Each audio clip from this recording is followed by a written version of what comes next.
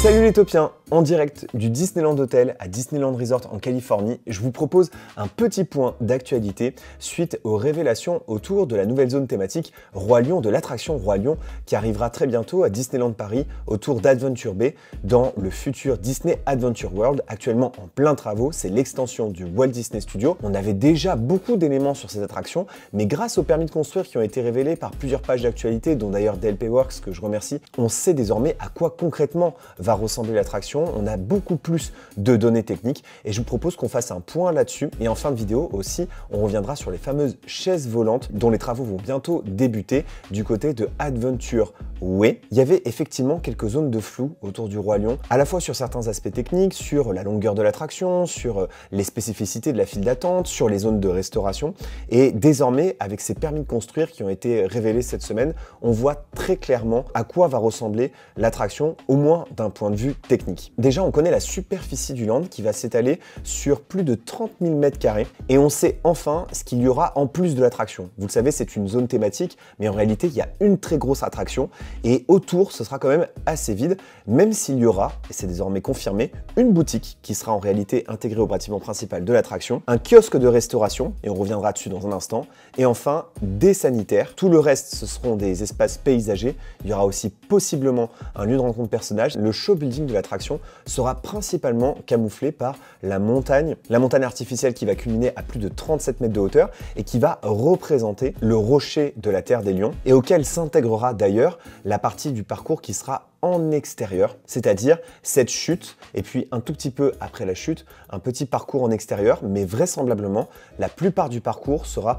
en intérieur. C'est une grosse différence avec Splash Mountain, Tiana Bayou Adventure, qui comporte quand même plusieurs longues sections en extérieur. À part la chute et ce petit parcours qui ramène vers le quai de l'attraction, eh bien, ce sera plutôt du 100% intérieur. Ce qui est une très bonne nouvelle, à la fois parce que, vous le savez, les conditions météorologiques à Disneyland Paris peuvent être hasardeuses, et puis aussi, ça veut dire plus de dark ride, plus de facilité à gérer l'éclairage, à entreposer des audio animatronics qui risquent moins de choses qu'en extérieur, et ça renforce aussi mon intérêt pour l'attraction, pour son mystère. Alors, ce que vous voyez là, ce sont les files d'attente qui sont abritées par de larges auvents, et on reviendra sur le débit d'ailleurs dans un instant. Il y avait aussi un mystère autour de la boutique, et il y aura donc bien une boutique à la fin de cette attraction, à la sortie. Elle sera accessible donc à la fois en intérieur lorsqu'on sortira de l'attraction, mais aussi par l'extérieur. Sur le permis de construire aussi, on a découvert qu'il y avait 2 quais d'embarquement. Alors aujourd'hui, si je dis pas de bêtises, il n'y a aucun Splash Mountain des parcs Disney qui propose 2 quais d'embarquement. Donc il n'y a aucune bûche des parcs Disney qui propose 2 quais d'embarquement. Et là, ça change beaucoup de choses.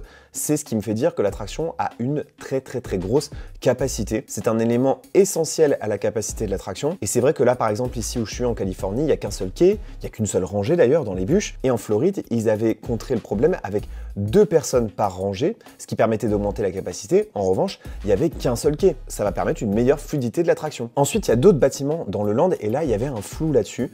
On nous avait promis des rencontres personnages, on nous avait promis des zones de restauration. Alors d'abord, on sait aussi qu'il y a un sanitaire. Ça fera un sanitaire de plus quand même autour d'Adventure Bay avec 3 zones comme d'habitude, hommes, femmes et familiales. Et puis il y a aussi du backstage pour le personnel, des salles de repos. Et puis vous avez une autre zone, c'est un petit kiosque de restauration sur une surface de 63 m² qui est un espace de vente couvert, mais on retire sa nourriture en extérieur et ensuite on part se restaurer en extérieur. Il y a quelque chose qui interroge sur la thématique autour du Roi Lion. Vous savez que c'est un classique d'animation, un des tout premiers classiques d'animation où il n'y a aucune présence humaine. Et pourtant, évidemment, ces espaces de restauration, ces sanitaires, ces boutiques, ces installations à l'entrée de l'attraction évoquent quand même, bien sûr, de la présence humaine. Pour ça, il semblerait que Disney se soit inspiré de certaines régions, notamment en Tanzanie, à la fois pour le décor qui évoque uniquement la nature, la savane, mais aussi pour toutes les installations qui peuvent faire référence à une présence humaine, bien que très discrète, évidemment, dans ce land. Mais il faudra bien des éléments pratiques qui existent toujours de toute façon, qui servent à éclairer, à orienter le visiteur,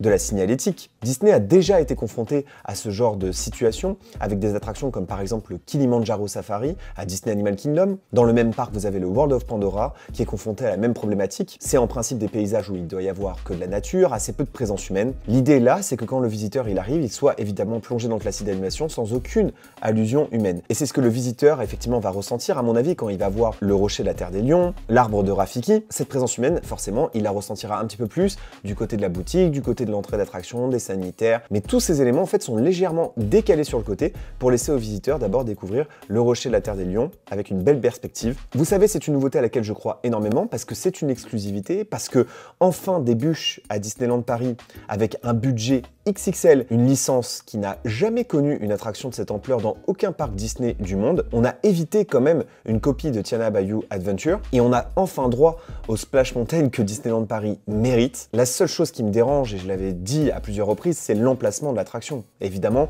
qu'une attraction placée à cet endroit-là, à côté du World of Frozen qui évoque une région très éloignée de celle de l'univers du Roi Lion, forcément ça pose question et pour moi il y a quand même une histoire d'enchaînement dans tout ça et de cohérence. Évidemment j'aurais vu ça dans Adventureland, dans le premier parc. J'ai pas fini, hein. Je vais pas pouvoir finir, je sens. Il y a ma bourre derrière, laisse. Bonjour. Je peux tourner, monsieur, Oui, s'il vous plaît ? laisse-le. Comme je vous le disais en début de vidéo, ce n'est pas le seul permis de construire qui a été révélé ces derniers jours. Il y a aussi les fameuses chaises volantes, beaucoup moins attendues bien sûr que la zone Roi Lion, mais on a quand même des nouvelles petites informations techniques qui nous laissent entrevoir ce à quoi va ressembler l'attraction. Tu peux juste attendre 5 minutes, j'ai bientôt fini. Je récupère mes culottes. Donc vous le savez, l'attraction sera située à la toute fin de l'avenue d'Adventure Way.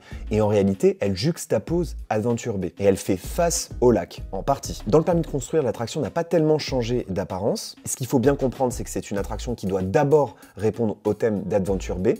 Donc c'est une attraction de type Art Nouveau. Et puis par-dessus sera rajouté quelques éléments thématiques plus discrets sur l'univers de là-haut, comme ils ont fait avec l'attraction Réponse, à laquelle elle fait face. On sait désormais que la file d'attente, elle sera couverte. L'attraction est un carrousel d'une capacité de 64 places. Ça fait 950 visiteurs par heure. Donc évidemment, c'est un tout petit débit. Même problème aussi en face au niveau du Flat Ride Réponse. Toutes ces attractions sont faites pour un peu enrichir cette Adventure Way, cette Adventure Bay qui est très vide. Moi, je trouve qu'il manque surtout d'espace couvert et vous savez quoi, de boutiques aussi. Je trouve qu'il manque de boutiques et d'espace de circulation en intérieur. Et puis bien sûr, comme pour la zone Roi Lion, cet espace va être très végétalisé. Pour rappel, c'est une attraction qui ne va pas ouvrir en même temps que le World of Frozen, en même temps que les autres zones. Les travaux ont débuté en décalé et donc ça fait partie des nouveautés qu'on découvrira un petit peu plus tard, bien sûr bien avant le Roi Lion. Mais de toute façon, il y a fort à parier que cette Adventure Bay, cette Adventure Way soit encore en construction pendant de nombreuses années, après même d'ailleurs l'ouverture de la zone Roi Lion. Il y a d'autres espaces pour d'autres extensions et puis on pourrait aussi imaginer des réhabilitations ou l'utilisation d'espaces comme à l'emplacement de Cars Road Trip. Voilà pour cette vidéo permis de construire. Merci encore à DLP Works pour ces permis qui ont été transmis du coup en HD que vous avez pu voir en bonne qualité sur la chaîne. Il y a fort à parier que dans quelques jours, il y aura de nouvelles annonces autour de ces zones-là. D'abord parce que c'est la rentrée pour Disneyland Paris, il y a toujours des annonces à la période de la rentrée. Et puis, il ne faut pas oublier aussi qu'il y a Destination des 23 dans quelques jours et j'espère reparler de tous ces sujets avec vous dans une semaine sur la chaîne. Merci d'avoir regardé cette vidéo les Taupiens. N'oubliez pas que vos rêves sont éternels. Viens dire au revoir toi. Je peux le dire? Ouais. Bisous les... Non, c'est bye. Bye les taupières. Bye les taupières, t'as dit? C'est pas ça? C'est les taupiens. Ah bye les taupiens. Bye les taupiens. Salut. Ciao.